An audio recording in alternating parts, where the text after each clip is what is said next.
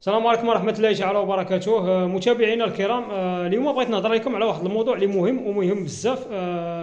ومن المفروض أي واحد فينا خصو يرد البال من هذه الطريقة اللي ولاو كينصبوا بها على عباد الله. وهما هاد الناس هادو اللي ولاو كثار وكيتصلوا، يعني كيتصلوا بك يقول لك أنا المدير ديال البنكة الفلانية، أو لا المدير ديال البنكة ديالك ولا موظف في البنكة، وتيقول لك راه غندير واحد الميزاجور ولا شي تحديث للبطائق البنكيه. يعني راه خصك تجي تاخذ البطاقه البنكيه ديالك جديده، وهذه اللي عندك حاليا راه غادي توقف. وتيبدا عليك خصك تاكد معنا المعلومات ديال البطاقه البنكيه ديالك باش تجي تلقاها موجوده.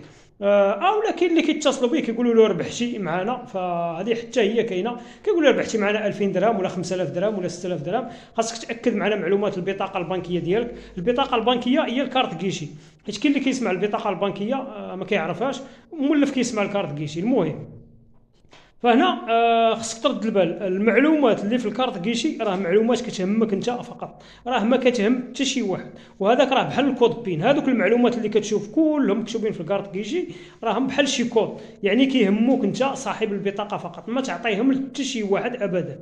حتى شي واحد ما خصو يعرفهم.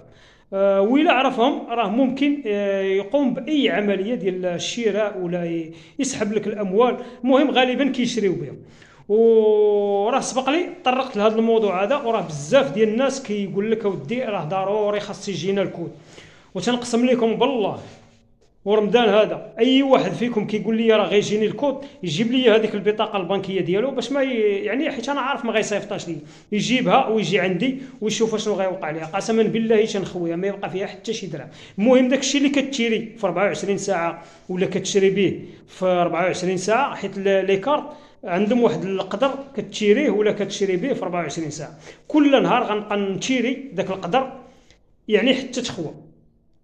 فهنا خصكم تردوا البال من هذه القضيه هذه. الناس اللي كيقول لك اودي راه كيجينا كود، راه ما راه البنك الشعبي راه حيدات هذاك الكود. في اخباركم البنك الشعبي حيدات الكود من البطاقه البنكيه، يعني الا شريتي ولا قمتي بشي عمليه ولا تحويل، البنك الشعبي راه حيد ذاك الكود، ما يبقاش يجيك في التليفون. فردوا بالكم.